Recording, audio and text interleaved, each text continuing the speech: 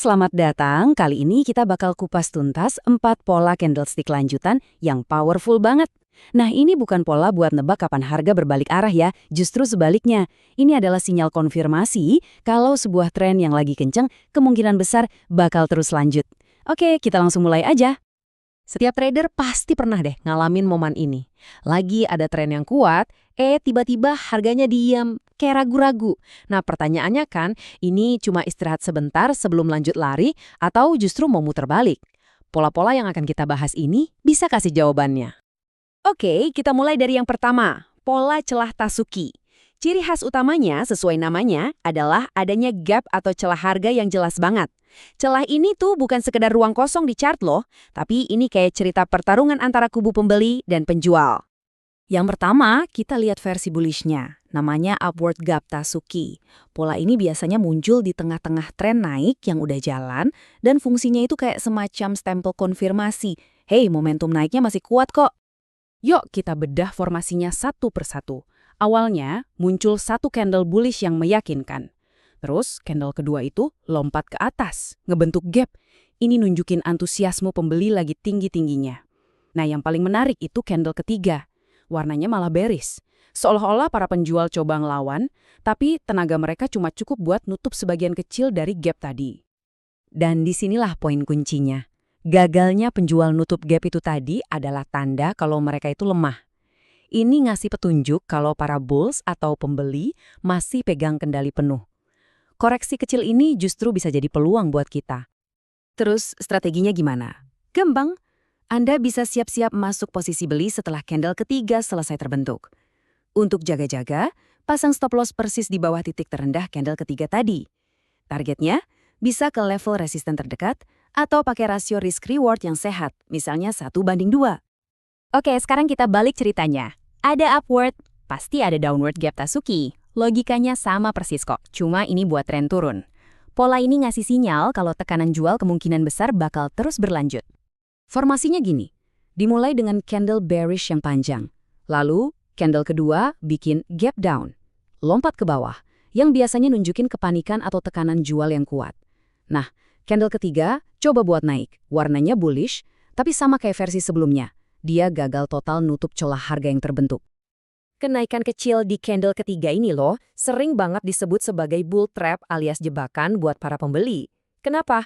Soalnya ini bisa ngecoh trader buat mikir, wah harga mau balik naik nih. Padahal seringnya ini cuma jeda sesaat sebelum harga anjlok lebih dalam lagi dan akhirnya menjebak mereka yang keburu beli. Untuk tradingnya, posisi jual bisa kita buka setelah candle ketiga terkonfirmasi. Pasang stop loss di atas titik tertinggi candle itu buat proteksi. Nah, untuk target profitnya, kita bisa incar level support terdekat. Lanjut, kita pindah ke set pola kedua, pola 3 metode. Biar gampang, bayangin aja pola ini tuh kayak momen pasar lagi ngambil napas sebentar. Istirahat, konsolidasi, sebelum lanjut lari kencang lagi. Versi bullishnya disebut Rising Tree Methods. Ini adalah pola 5 candle yang nunjukin adanya jeda sementara di tengah tren naik yang kuat. Ini bukan tanda trennya melemah ya, justru ini tanda konsolidasi yang sehat. Jadi ceritanya begini. Pertama, ada dorongan beli yang kuat banget, ditandai sama candle pertama yang panjang. Habis itu selama beberapa candle berikutnya, ada aksi profit taking kecil-kecilan yang bikin harga terkoreksi sedikit. Tapi penting dicatat, koreksinya ini lemah dan nggak pernah bisa nembus harga terendah dari candle pertama. Nah, puncaknya, candle kelima muncul dengan kekuatan penuh, nembus harga tertinggi sebelumnya, dan seolah-olah bilang, oke, istirahat selesai, para pembeli sudah kembali. Analogi mengambil napas ini pas banget buat ngegambarin psikologi di baliknya. Kan pasar nggak mungkin naik terus-terusan tanpa henti kan? Nah, fase konsolidasi inilah caranya pasar istirahat, menyerap orang-orang yang mau ambil untung sebelum lanjut lagi rally-nya. Sinyal ini bakal jadi jauh lebih kuat kalau Anda lihat volume perdagangan. Idealnya, volume itu menurun pas fase konsolidasi, terus tiba-tiba melonjak pas breakout terjadi. Titik masuk terbaiknya ya pas candle kelima berhasil nembus ke atas. Untuk stop loss bisa ditaruh di bawah harga terendah dari candle-candle kecil yang di tengah itu. Tentu saja, ada juga versi bearishnya. Namanya Falling Tree Methods. Pola ini nunjukin adanya konsolidasi dalam sebuah tren turun, persis sebelum harga lanjut terjun bebas lagi. Logikanya sama persis, cuma dibalik aja. Dimulai dengan candle bearish yang kuat, lalu ada usaha perlawanan dari pembeli selama beberapa candle, tapi tenaganya nggak cukup kuat buat nembus harga tertinggi candle pertama. Akhirnya, candle bearish terakhir muncul dan jebol ke bawah. Jadi konfirmasi kalau tren turun kemungkinan besar akan berlanjut. Metafora yang cocok buat pola ini adalah pasar lagi mengumpulkan energi. Kenaikan kecil di tengah itu bisa jadi para penjual lagi nutup posisi sebentar, ngumpulin tenaga sebelum balik lagi dengan kekuatan lebih besar buat nekan harga lebih dalam. Sekali lagi, jangan lupa lirik volumenya.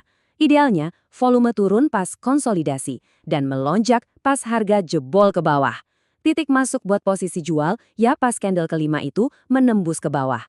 Pasang stop loss di atas harga tertinggi dari candle-candle konsolidasi buat melindungi modal Anda. Oke, kita udah bahas 4 pola yang sangat berguna. Tapi tunggu dulu, sebelum kita selesai, ada bagian yang paling penting. Aturan main yang berlaku buat semua pola ini, biar trading kita tetap disiplin dan aman. Ini aturan emasnya, tolong diingat baik-baik. Sebuah pola candlestick itu cuma probabilitas ya, bukan bola kristal yang pasti benar. Jadi, kalau cuma pakai pola ini sebagai satu-satunya alasan masuk pasar, itu bahaya banget. Selalu cari konfirmasi tambahan. Nah, kalau yang ini, aturan manajemen resiko yang nggak bisa ditawar-tawar.